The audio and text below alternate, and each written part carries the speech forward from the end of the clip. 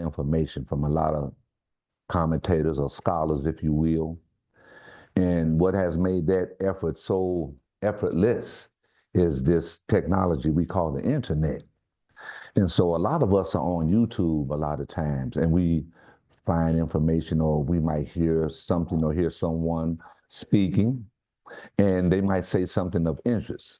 And there's been many occasions where I have listened to brothers, Muslim brothers, who had programs. They might have had a podcast or something like that, and they were making commentaries about the religion that I thought was interesting, and I thought the community here, you all would find interesting. So I like collecting data or knowledge like that in that regards, and I like to share it. This is actually what we're about to discuss. It's something that Imam Muhammad, when he first came into office, he used to talk to us about this, about the West, the psychological problems of the West. So now I'm hearing a different perspective from another Muslim. The language is very similar, and I think that's what caught my attention. The brother, I don't remember his last name. I just remember his first name. His name is Shahid. Yes, he has a YouTube program. And no, it's a Caucasian Muslim. That's, if I may, that's what was so appealing.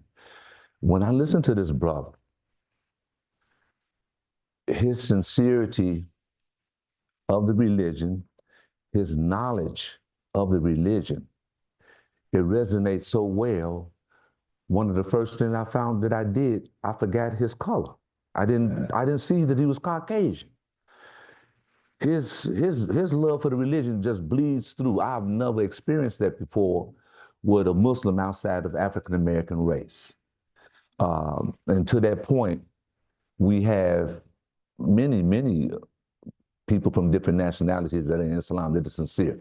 Sister Taida? You mentioned that Imam W. Muhammad said in Washington, D.C., he said, he told us then, he said, there is more Caucasian following me than you are.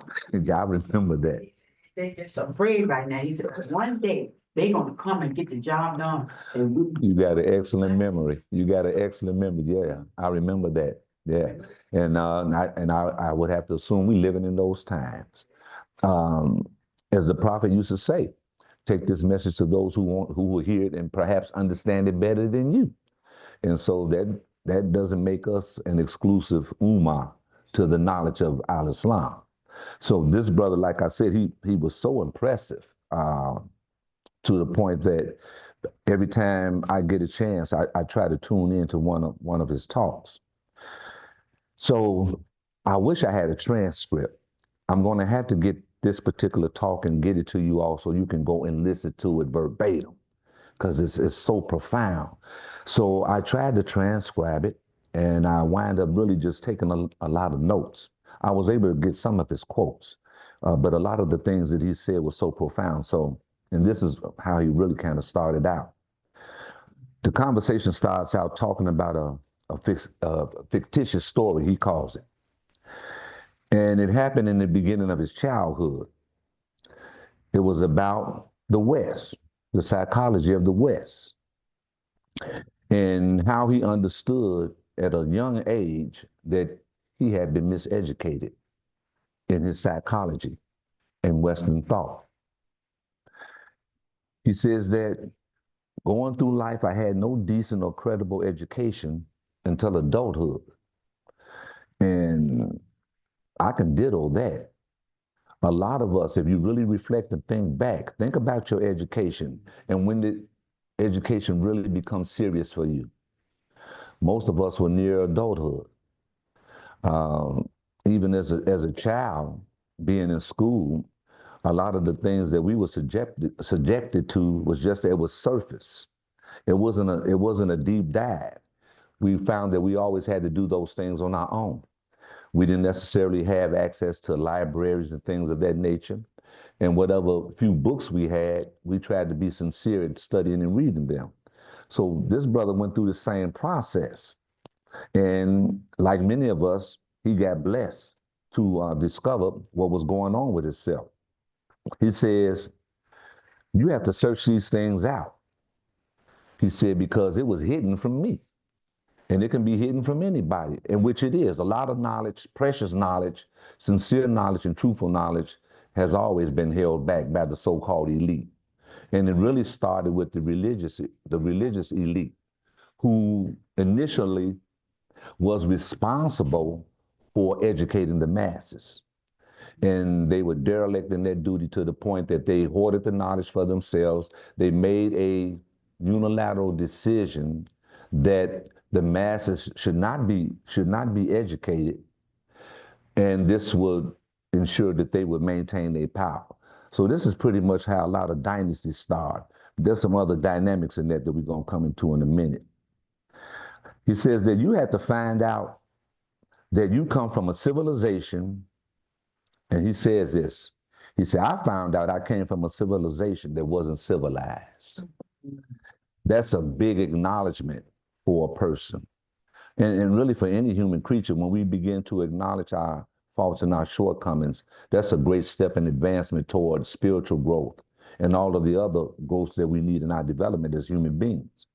He says he was speaking in like second person, the third person of his own people. And he says that you come from a civilization based on primitive cultural values. He says, imagine a civilization based on the lower forms of creation. And think about that. Because Allah even mentions that himself in the Quran when you, for lack of a better expression, when you get out of whack, you get out of tune, you get out of sync with the obedience of Allah. And there's a ayat where he mentions, he says, he reduced you to the form of apes.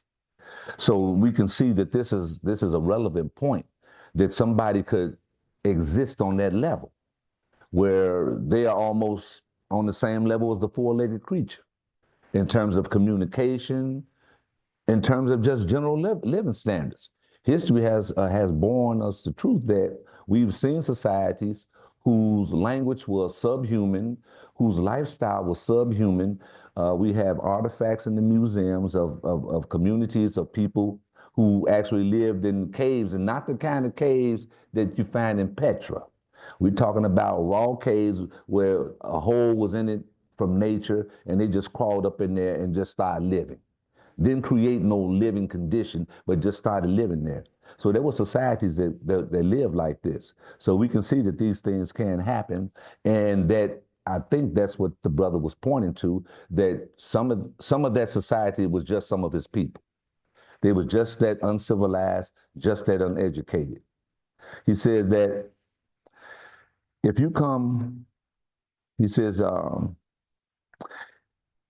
if it's as though your whole culture was dropped on his head like a baby, causing brain damage that occurs. This is a medical fact. Babies that have been dropped on their heads more than once, more than twice, usually grow up and sustain some kind of brain damage. So, yes, brother, man. So he's talking about the culture of his people. Yes. The mentality of what we. Yes. Yes. So he's directly, and that, to your point, because that's what's the thing that was the appeal to me. It was the intelligent way he did it, without blatant name calling. You know how we can just get ratchet with it. He did it so smoothly, and it reminded me once again of the attribute of Al-Latif, this subtlety. It was just that subtle. So he's talking to his whole people, but he's talking to the world, because he's talking to all human beings. This principle, as we read this, you're going to see it applies, it goes beyond his people, and he points that out. He says that this is a description of the frontal lobe. This dropping the baby on his head, he uses this analogy. A description of the frontal lobe of the brain. If damaged, it can create the kind of psychosis that can result in death on many levels. And that's true. Science, once again, has shown this part of the brain, or this part of the head or the brain, is where we do the thinking. They call it the frontal lobe. Now, in the Quran, we have the expression qalb, heart. That word is also used to express forefront, out in front, to be in front. And that term is used when Adam is mentioned, when it says he lost his resolve, meaning that the knowledge that Allah had gave him beforehand, he had already endowed him with this knowledge. At some point, as history shows us, Adam becomes weak or distracted, I like to say. And he loses a great deal of that knowledge. He doesn't lose all of it. He loses enough of the knowledge that it cripples him. It makes him weak. He on one side. He's not following Allah's obedience like he set out to do.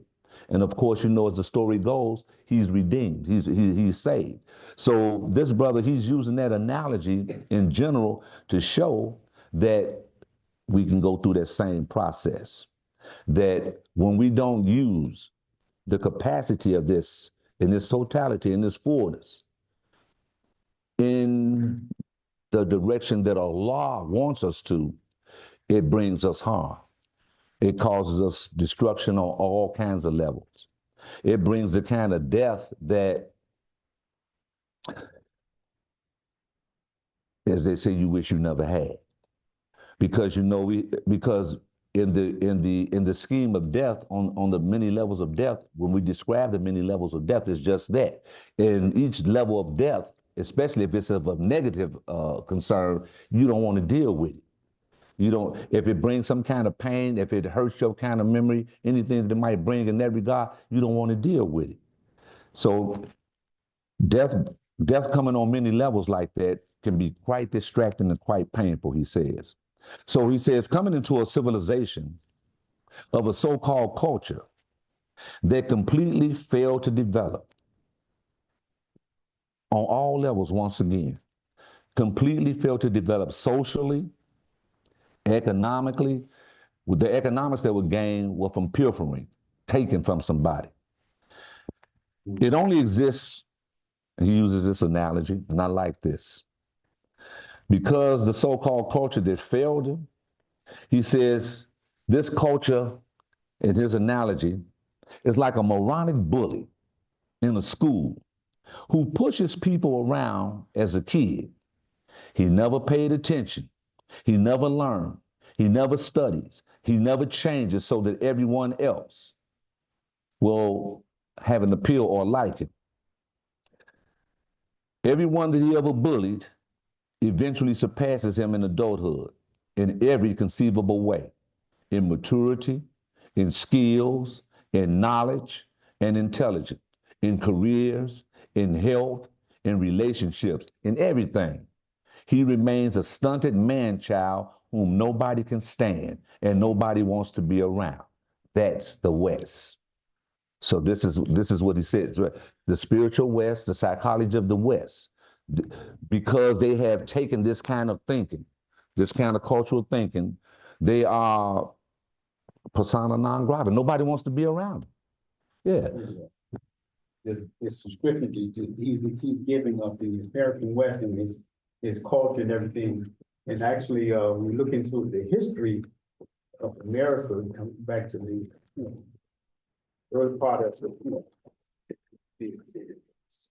the development of this country, everything that it came into and everything it acquired, they either took it or schemed it, or if somebody else came up with the idea, they took the idea and put his name on it.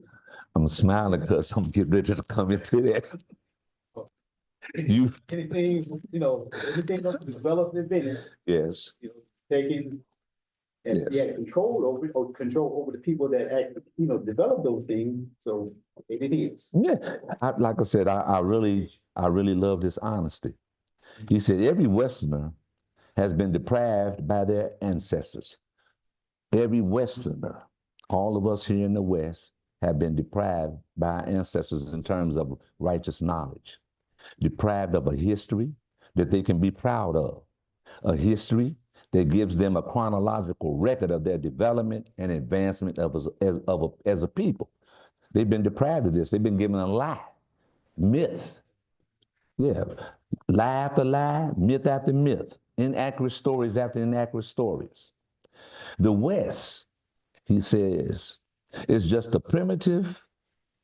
He said the West is just as primitive, just as barbaric, just as shallow and selfish, petty, deceitful, and immature as they were 3,000 years ago. So this is not a new mentality. We're talking about a few thousand years this has been going on. So we say that the West because we mean the West. This kind of thinking did not really exist in other parts of the world that we would call the East. And the reason this description once again is given because this is how Allah describes it in the Quran. The two Wests and the two Easts, meaning that there's two types of West, two types of East.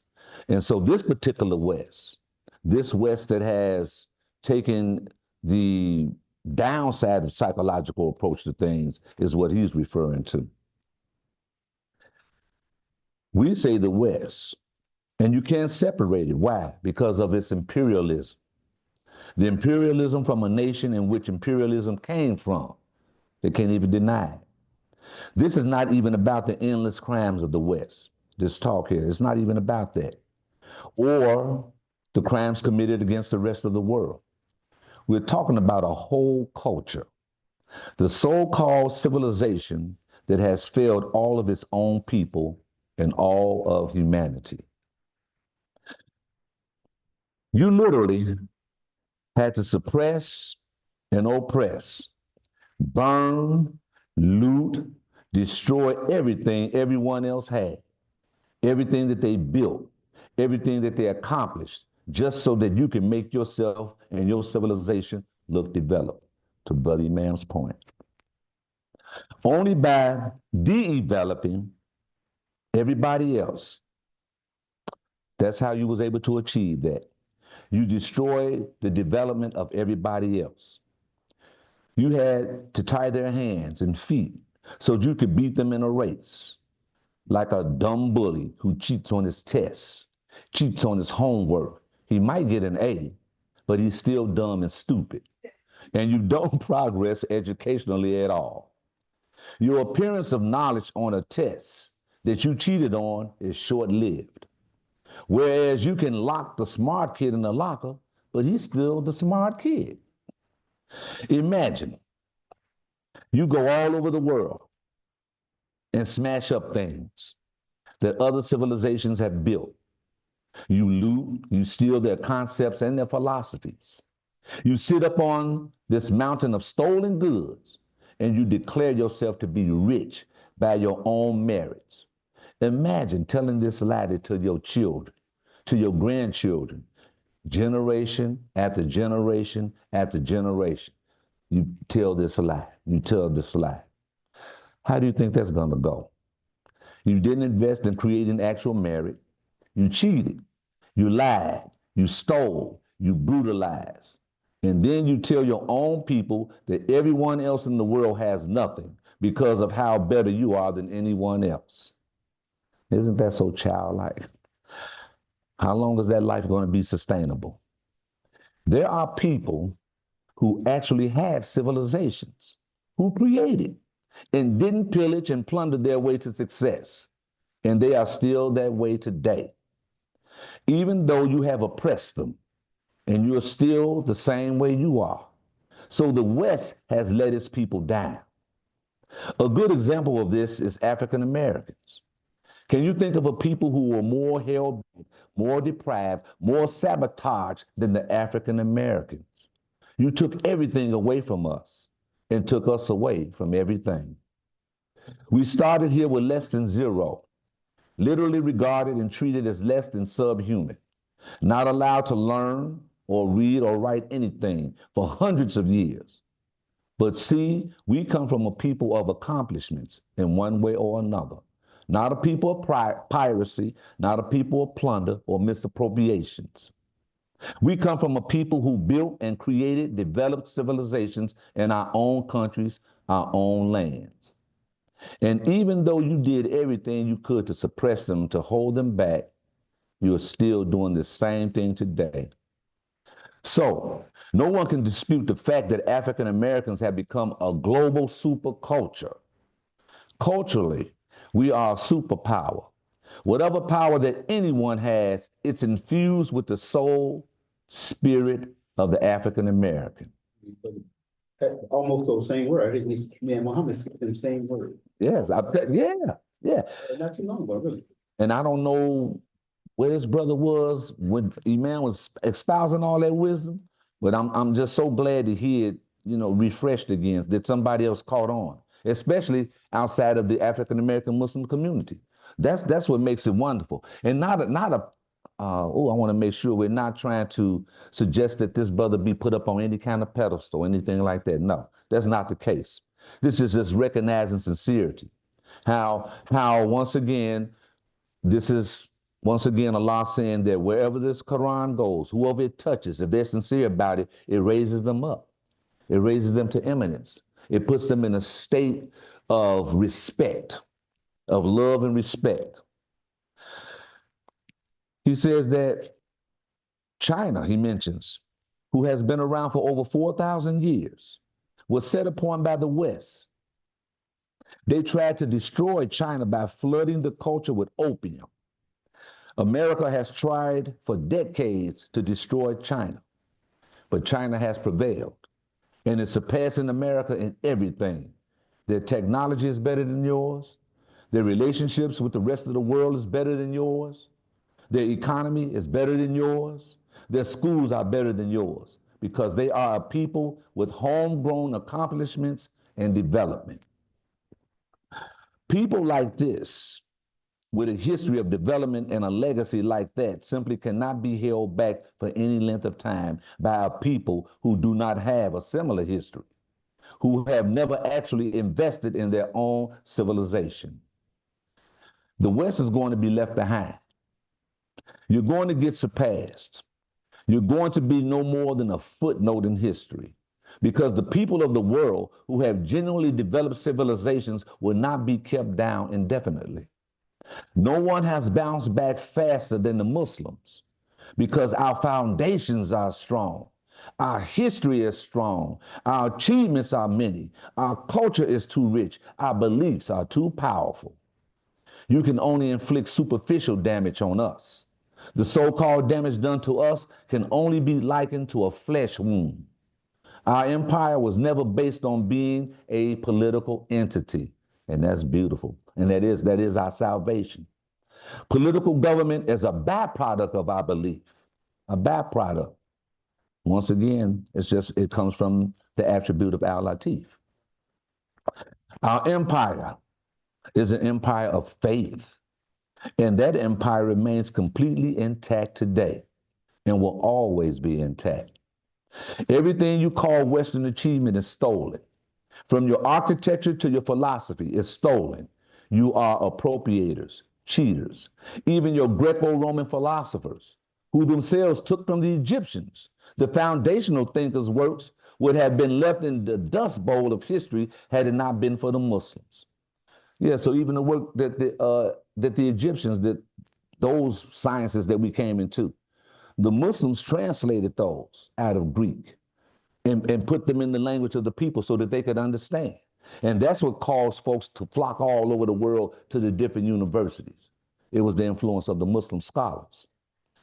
He says, we taught you what they said. And when you learned it according to the Muslim interpretation and correction. Their ideas passed us before it passed through them. Even your so-called enlightenment, your discovery of reason and rationality, we taught you that. And we were able to teach you that before any Muslim read Plato or Socrates or any other philosopher. The Muslims have always been those who have invested deeply into their intellectual achievements. The so-called enlightenment, Europe's big eureka moment, was copied and pasted. Your thinkers, the only way you could have an idea was to take it from someone else. You have been stubborn, not maturing, not developing, not civilizing. When the Christians tried to spread their religion in Europe, they brought in all kinds of pagan ideas, false beliefs and festivals until it bore no resemblance of true Christianity at all. Not only did it not bear any resemblance to the teachings of Jesus, alayhi salam, but not even the version that is followed in the Middle East. And that's true. Christians in the Middle East, when they refer to God, they still say Allah, just like we say Allah. They say it just like we say Allah. And they are not so inclined to, if you meet them or study, get a chance to study over there, you'll find that many of them are not so inclined to be vested in the Trinity. They don't do the Trinity. They don't do it there. That was concocted here for reasons of containment, mostly our containment. That's why this version of Christianity was opened here in the West. It was to subdue people, primarily us. Your Christianity is just a repackaging of pagan concepts. Because again, you are dead set against developing morally, spiritually, or any other way. That's because your ancestors have betrayed you. They betrayed you because they never invested in your future. They never cared to develop as a people. They took and stole, pillaged, and pretended. So they didn't leave a civilization behind for you that contributed genuinely to mankind. It's a civilization obsessed with only destruction, power, annihilation, and death. It literally resents development. It resents advancement and creation and of building and of achievement. Just a sidebar note, this same kind of commentary was echoed by David Walker. If you ever get a chance to read the David Walker Appeals, this is what the main gist of his talk was that Caucasians were going around plundering and pillaging and just letting blood out everywhere. And almost in every facet of their history, this has been one of those facets involved in their history. And so he talks about that. And he appeals to everybody. You don't have to accept it from me. Go do your own research. And that's what I like. Imam Muhammad used to do that to us.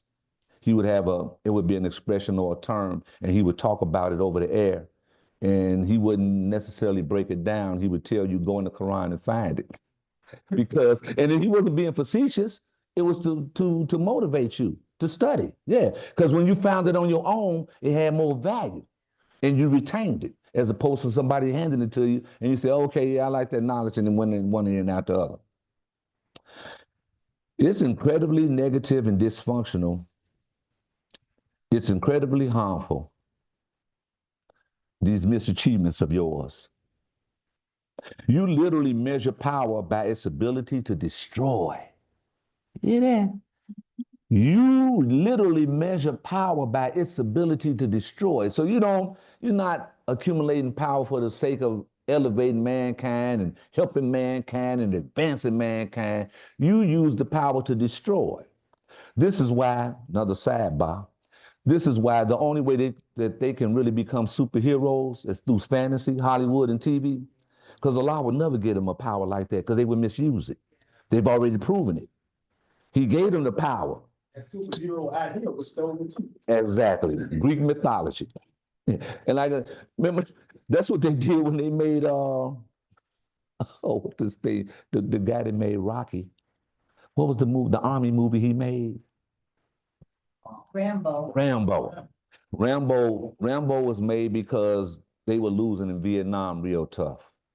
They were getting beat so bad in Vietnam. They needed something to raise their hopes, and they had to come up with an illusion. And that's what Rambo was.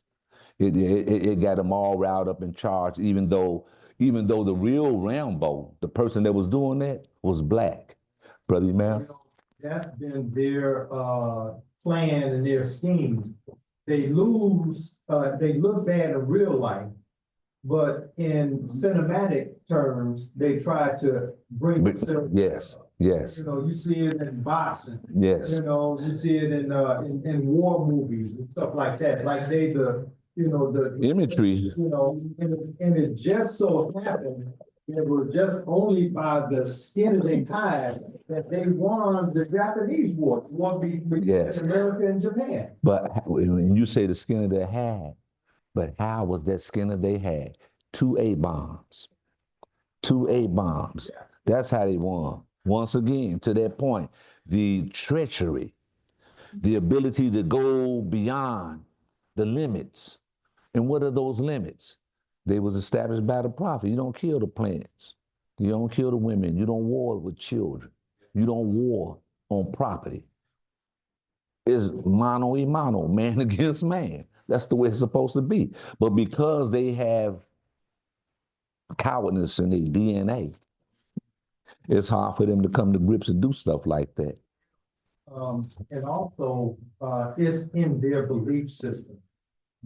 You know, Allah talks about how they rewrite History, yes, there and put what they want to put. yes, And they justify in their scripture the killing of women, the killing of yes, babies, and different things like that.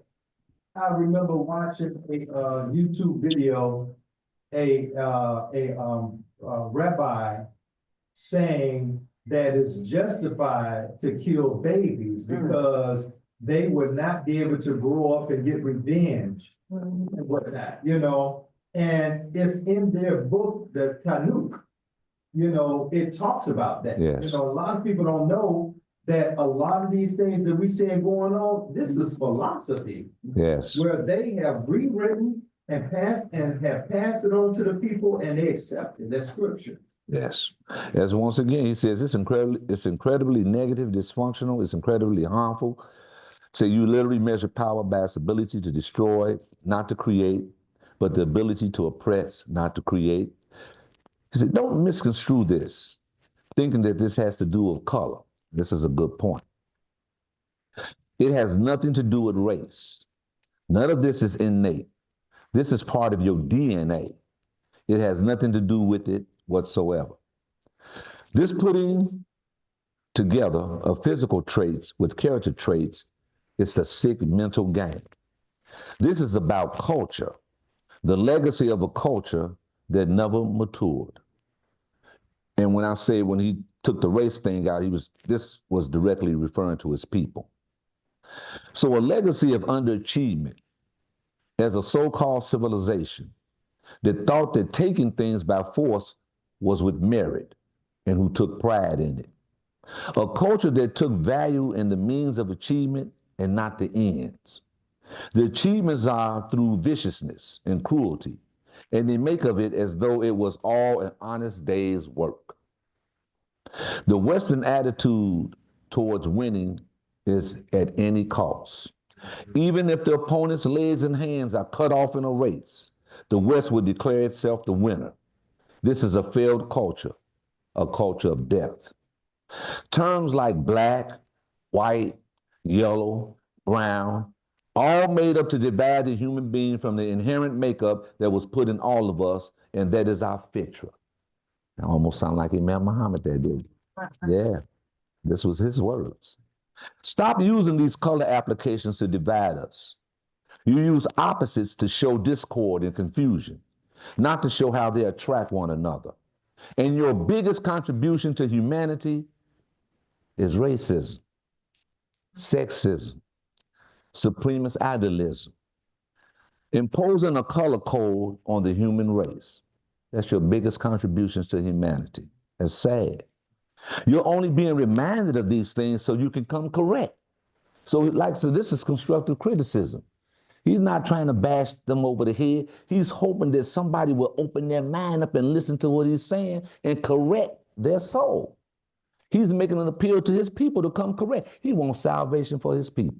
That's a smart brother. That's a genuine brother. He's making this appeal to his people to come correct. He said, your culture's failed you. Your civilization failed you. It has betrayed you. And you should come to terms with that so that you can turn around. You mistreated yourself before you mistreated others outside of yourself. And now you call yourself civilized as you practice barbarism on humans, plants, and animals and sow destruction all over the world. He says, and why? Because you keep repeating the same history from generation to generation. When these things are pointed out to Westerners, they get offended. They go into denial And that's the problem, in addition to all the other problems. Say, let's not dwell on the past. This is what they say. Okay, then, let's not. He answers the question. Now, show me today where the changes are. You don't want us to talk about this no more? Show me where the changes are. Show me where it has stopped completely. Show us how different it is from the past. So when the crimes of the past are brought up, you can't disavow any of it because it's still going on today. These crimes are protected by your laws in defense of them. This is catastrophic and fatally dangerous, and this will blast you into oblivion. But you are stuck because your civilization never prepared you to run or rule the world. There's no solution for you in your own history. You have nothing to start from. Trying to go back to look at your history would be disingenuous at best.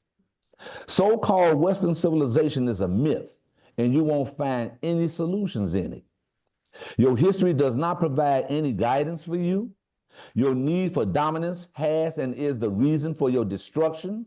On every level of society, you have brought chaos and death. In conclusion, you are in conflict with your fitra, and you are destined for self-destruction. And here's the kicker in conclusion. So is everyone else who follows your lead. Amen. Now, go ahead, Sister Stephanie, go ahead.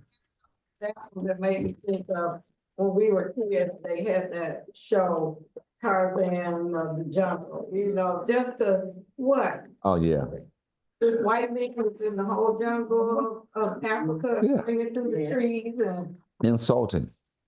It was insulting because we didn't even exercise a small amount of our logic to see how illogical that was. How could a Caucasian be in the jungle? And all these Africans have been in for thousands of years, and the monkeys choose him and raise him. It's funny. Then he comes up and he controls the monkeys and the elephants, all the animals in Africa. Same thing with the Lone Ranger in China. Superman. I mean, it goes on. It goes on. It goes on. As a matter of fact, to that point, that's their biggest stronghold in terms of how they acquire power, imagery. Imagery is very important to those people. And that's why you would not see a gelling of the president. You're not going to see that. The gelling of the president. Incarceration, let me say that. Yeah, you're not going to see that. You're not going to see that because it would affect the world image of power that they have. Can you imagine them taking their own image down and saying, I'm going to lock my image away? They're not going to do that. That's what we just read here. They're not going to do that. Yeah. Yeah. So they would rather skirt the law than lose sight of the world looking at them as the savior. I used to always say this. If the world had a steering wheel attached to it, they would steer it into the sun and kill us all just to keep from giving up power. Yeah, they would destroy the whole world just to keep from giving up power. I want to conclude with this. I know we went over. Oh, we're still good. I want to conclude another part of this in talking about the soul. You see,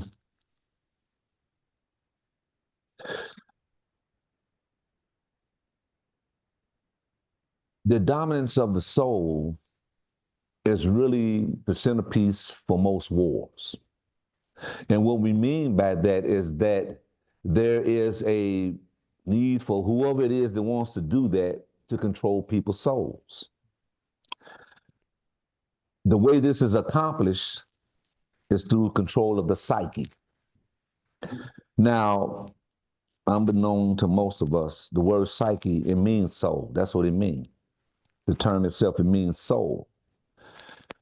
And the reason why they put emphasis on the word psyche and try to disassociate it with the definition of soul, because you would make the connection to Allah.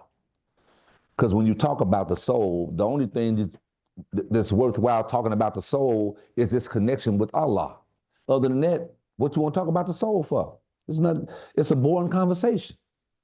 You talk about it in reference to Allah, and that's what gives it life, and that's what makes it exciting, because it's something that you want purified and corrected, something that you want strong, and you want to be encouraged like that. So the scientists, they understood this, and they jumped right into the race right away, as early as the beginning of man, started studying the psychology of the soul. And so that's why we have this word psychology. Psych, logic, meaning logic of the soul. So the soul has a logic. Why not? Allah is logic. Allah has given us everything in a logical form. Even to the point, Imam Muhammad, he says, follow the logic to its conclusion. This is a spiritual inspiration. This is not something he just created. This was given to him by inspiration for him to tell us this. Follow the logic to its conclusion. He pulled that out of the Quran. He just gave it to us in the language that we could understand. So once again, you want to know, go to the Quran, you'll find it. So Allah has given the logic a soul, and the logic enters the soul via the intellect. So if the intellect is destroyed, then the soul will soon follow. And that's it, dear Muslims. This is why it is so critical that we protect our soul. Brother Imam? You said intellect, how well, actually can't think about, how the shaitan, how he got to it is through our intellect. Through the intellect. Destroy the soul. Yeah, yeah. I'll go back to Adam and Eve, so-called Adam and Eve. I was just getting ready to mention. So he didn't come to Adam directly. He went through His intellect. Yeah. To your point, Surah Taha, ayats 15 through 20, really describes that in the Arabic. This is how you know Allah's talking. The story of Adam and Eve is an intellectual story. It's a story of the intellect. If you look at, when you read the Arabic, it's talking about, that's where the term qalb is talking about. It said Adam, when he lost his resolve, in the Arabic, it pointed to the word qalb, his heart, his forefront. His ability to think clearly was gone. His relationship with Eve was coming into the body of knowledge that he needed to give him the balance again. And their Quranic Arabic terms that show you this, that there's something going on with the mind. This talking about a battle of the mind, of how you get the evil thought suggestion and then the good thought come in and try to dominate. That's what's going on. We have that ability in us. Allah has, say that again? Take Allah, yeah. And so, and to that point, this is how we're able to make the necessary corrections, by being made aware of it. This is one of the beautiful things of Al-Islam. It makes you aware of self. This is why Allah gave us this, because we had got lost from self, and we needed something to remind us of self. And it was there all the time. It was in us all the time. It's the soul. So the soul, has the soul then purified through knowledge. The correct knowledge of Allah is what purifies the soul. The correct knowledge of Allah is what we need in order to make the many corrected ills in society. And I often say this, the way to start that is by explaining to the children the importance of Allah, how he's bigger and greater and more important than anything in our life. When you can convince a child and get a child to understand that, you got a strong possibility of that child not going astray. They're not going to go and look for a life of crime, because they have learned and developed the respect for Allah Ta'ala, because the parent taught them that. And this is what we're supposed to do as parents.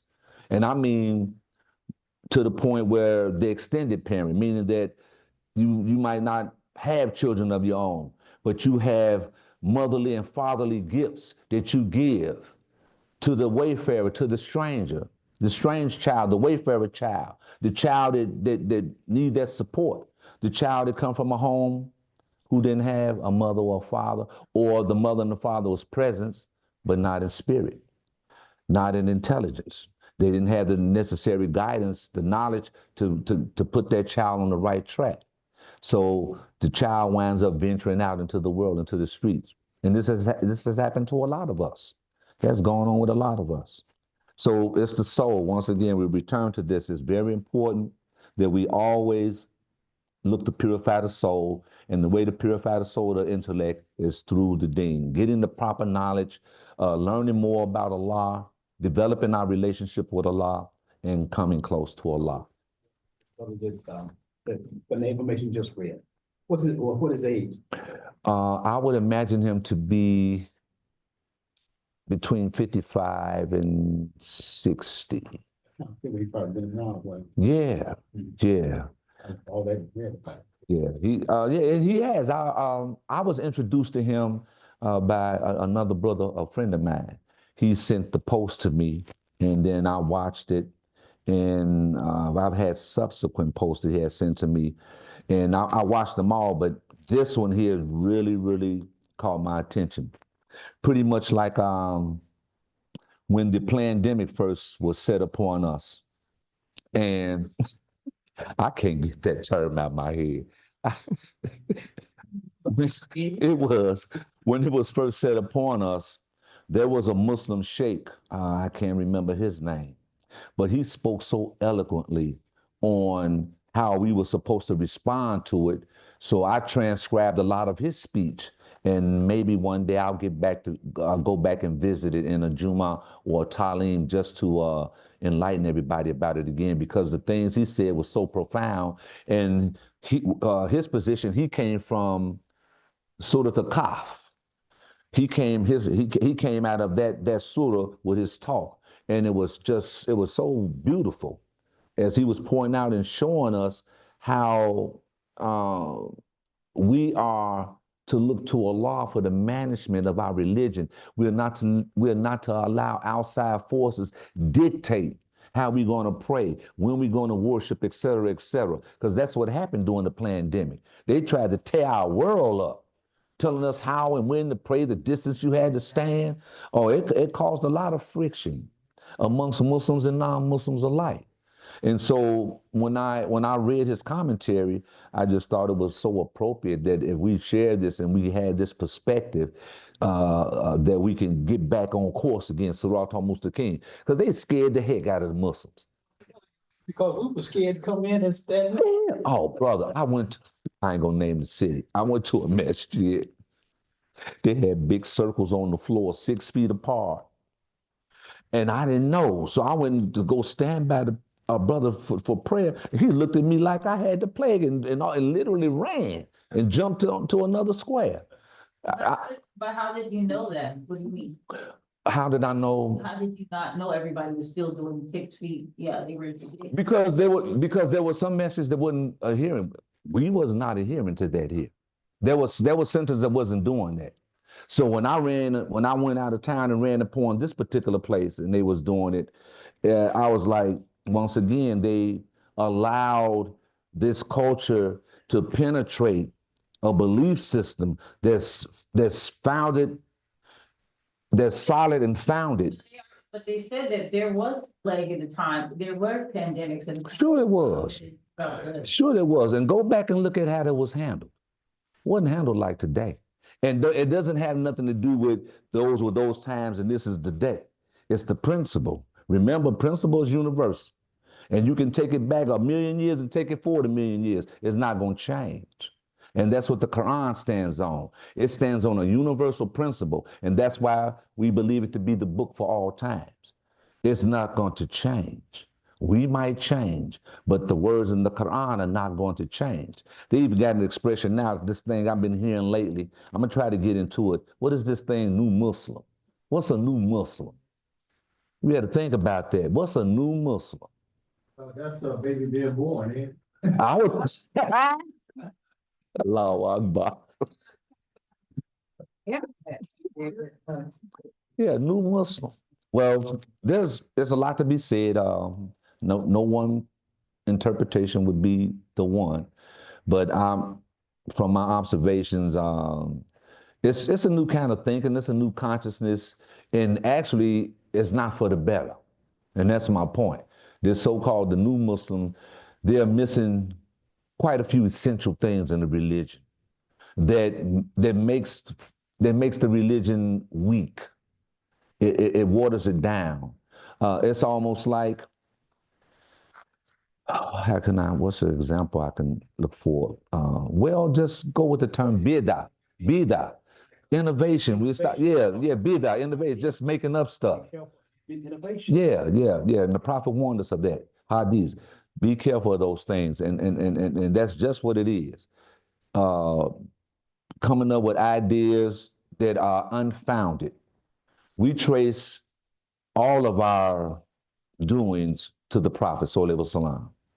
And whatever we experience in the Quran that we won't understanding of, we have to trace it to the Prophet. Why? Because he's the model. He lived it.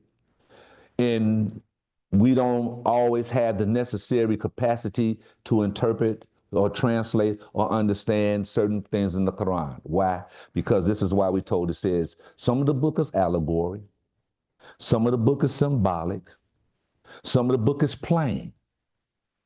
And we're told, say, the one who goes into the symbolism and the hidden mysteries, beware them, because they could be mischief makers. We are told that it is best that you stick to that which you understand. If you run into something of a complicated spiritual nature, then seek it out with the scholars, or at least seek it out. Don't form an opinion. Yes, sister. Today, man made a statement when we was on Stony Island, some of the hadith, you have to be very careful. Yes. Yeah, I was having a conversation the other day.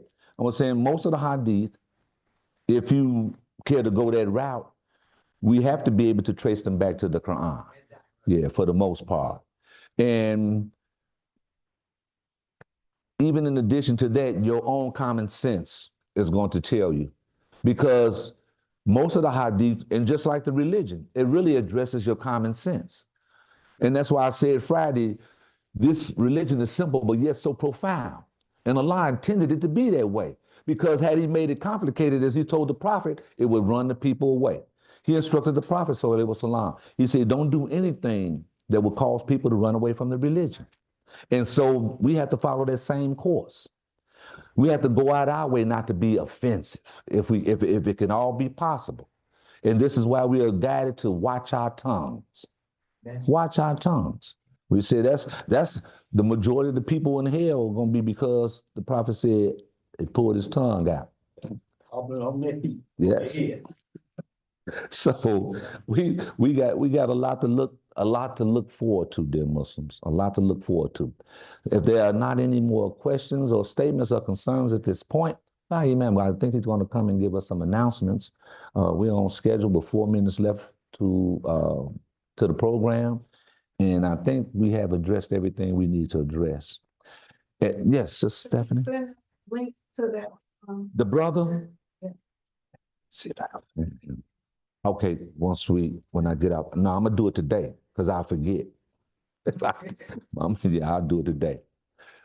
Brother Imam, we have any announcements? Can you hear us up there?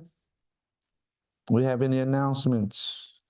Well, I'll make the announcement to this point. Don't forget to visit, I like to call it our Muslim store, our Muslim market, in which we feature very, very excellent products. We have some wonderful sardines. We have oils. We have the Muslim Journal for sale. We have beautiful literature on Imam Muhammad. Most of his books we have, and other scholars as well. So we ask that you come and visit our store and purchase some of these products. Our chicken sausage, African chicken sausage, all of those great things that we have. So I'm going to move to the side. Our resident imam is going to come through and give us some parting comments. I leave you as I came before you. Assalamu alaikum wa rahmatullah wa barakatuh. That's in Chicago. Oh, if anybody online have some comments from Brother Imam, y'all welcome to well in on it. Assalamu alaikum. Hey, alaikum salam. Clyde Akbar. Hey, Brother Clyde, how you doing? Okay, brother. Looking forward to the stuff. The great time to be grateful here in Miami in a few weeks. Oh, yes. Yes. Alhamdulillah.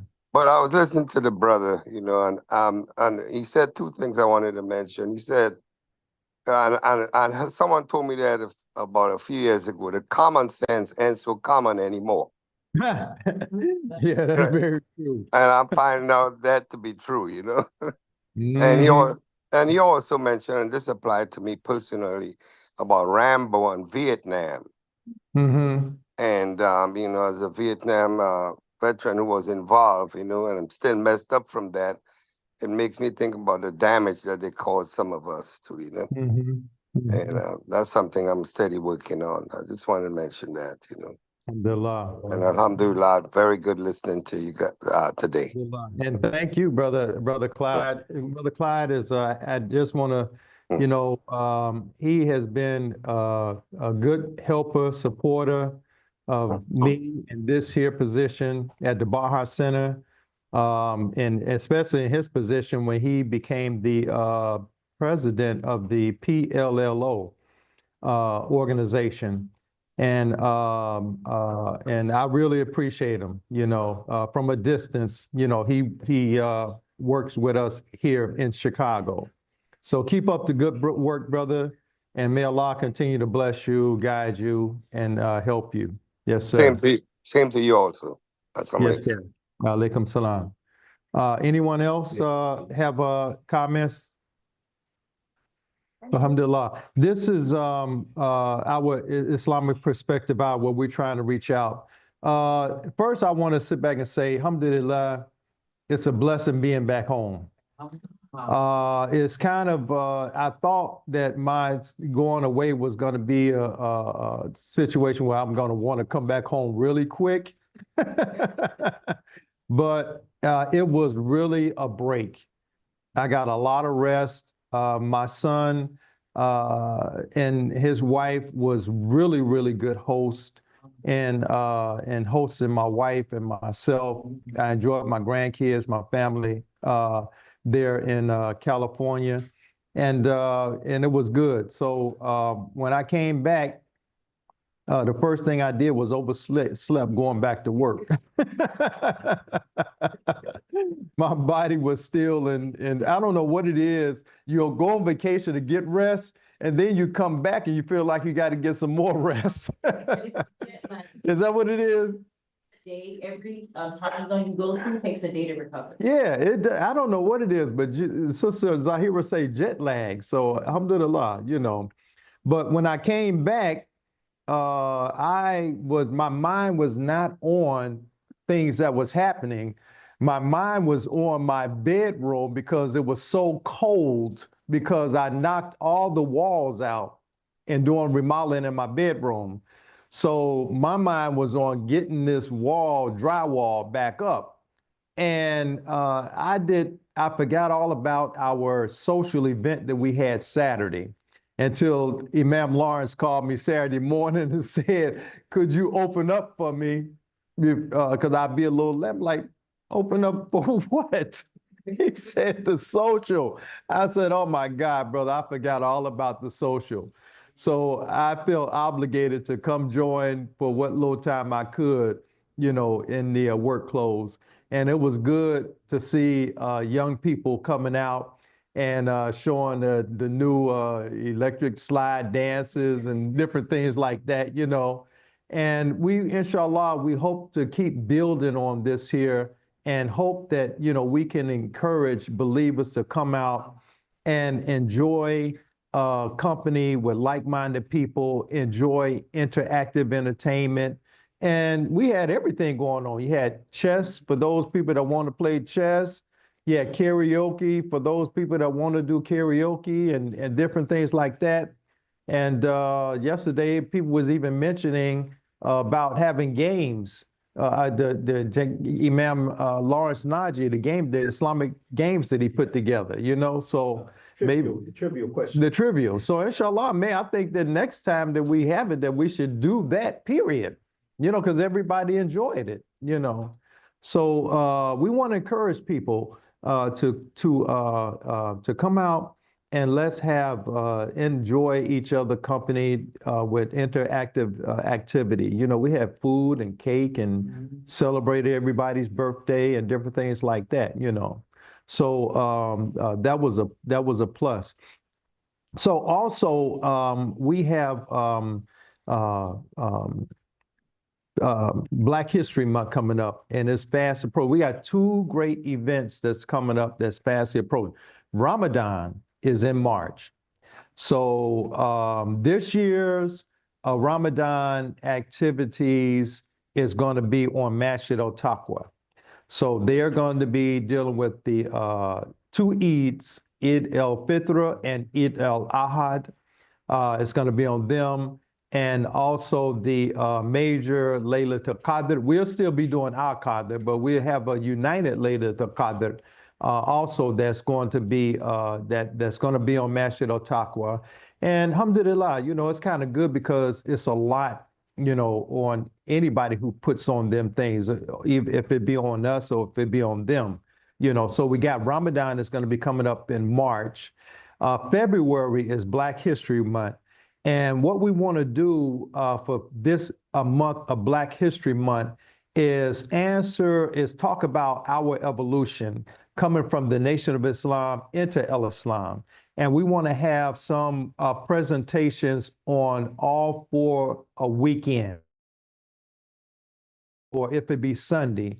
And we want to address the issue all the way coming from those who try to accuse the Honorable Elijah Muhammad of practicing shirk and whatnot as a way to discredit his leadership and discredit him. So we want to address that, our evolution coming from the Nation of Islam and coming into El-Islam. And we want to do that for the month of February. So inshallah, we want to bring people in, have panel discussions on it and whatnot. So we're going to be working on putting that program together for the Black History, for our Black History Month that's going to be coming up in February. Also, we're going to have a Shura meeting next Saturday to talk about some things, and then following that, we are having a committee meeting for our planning for 2025. We need to make sure that we get permits pulled from the alderman's office and different places for those things that we're going to be doing. That's going to be outside and whatnot. So those are some of the things that I wanted to bring back to your attention. Also, our beloved Sister Aziza is in hospice. Her family is reaching out and asking for help and support. I'll let Imam Lawrence, because he's dealing with that, I'll let him come up and talk about that with Sister Aziza. He has more information on that, and he's heading up that drive for Sister Aziza. You're not Sister. No. So now Sister Aziza Muhammad, that make the bean pies. Right, yes. She's in Arizona now. So I'm gonna close out with what I have to present. And again, thank you, Imam Tamir. And I ask everybody also to don't tune in next Sunday at 10 a.m. for our Islamic Perspective Hour. And we'll have more Islamic issues from an Islamic perspective. Right now, I bring up Imam Lawrence. Thank you very much. Assalamu alaikum wa rahmatullahi wa barakatuhu.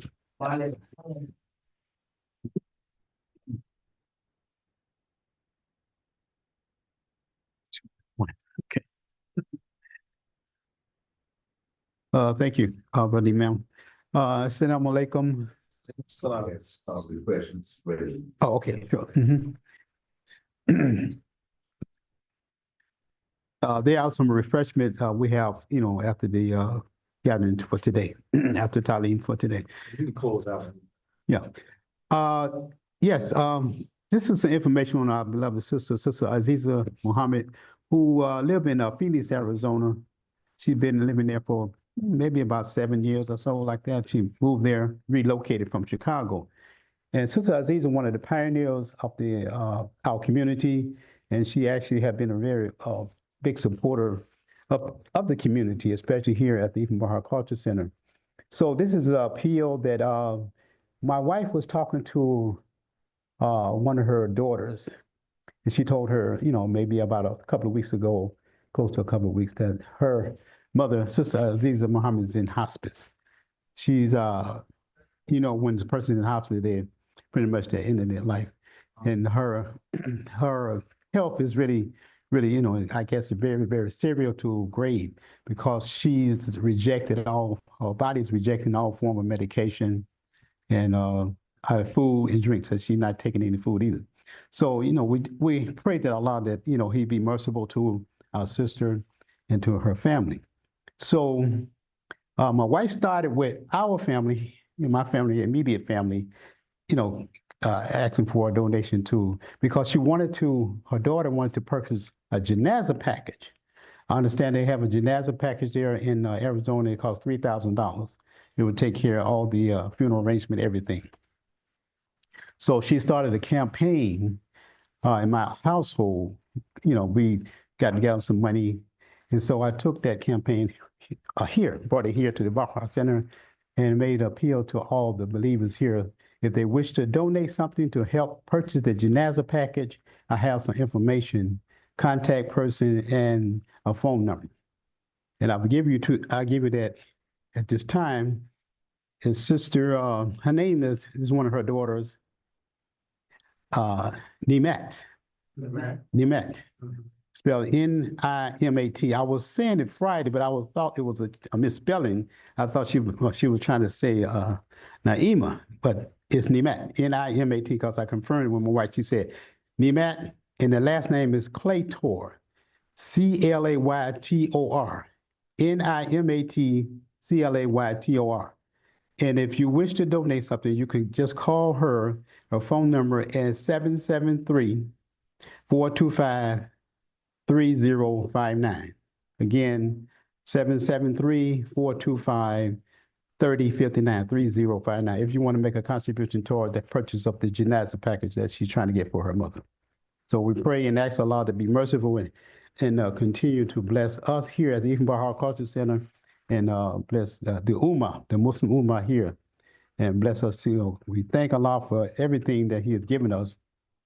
Personally, myself, I consider myself very blessed, you know, very, you know, blessed to have what I have, the knowledge that Allah blessed me to understand, and the family that I have, and the community that I love and support. So we thank Allah. So at this time, I think we close out. Bismillahir Rahmanir Rahim. Alhamdulillahi Rabbil Alameen. Ar-Rahmanir Rahim. Maliki Yawmiddin. Iyyaka na'budu wa iyyaka nasta'in. Ihdina as-siratal mustaqim. Siratal ladina an'amta alayhim. Ghayril maghdubi alayhim waladdallin. Ameen. And if anybody didn't get the number, you can call me, Lawrence Najib, 312-868-4535, 312-868-4535. That's my cell. Thank you. Assalamu alaikum.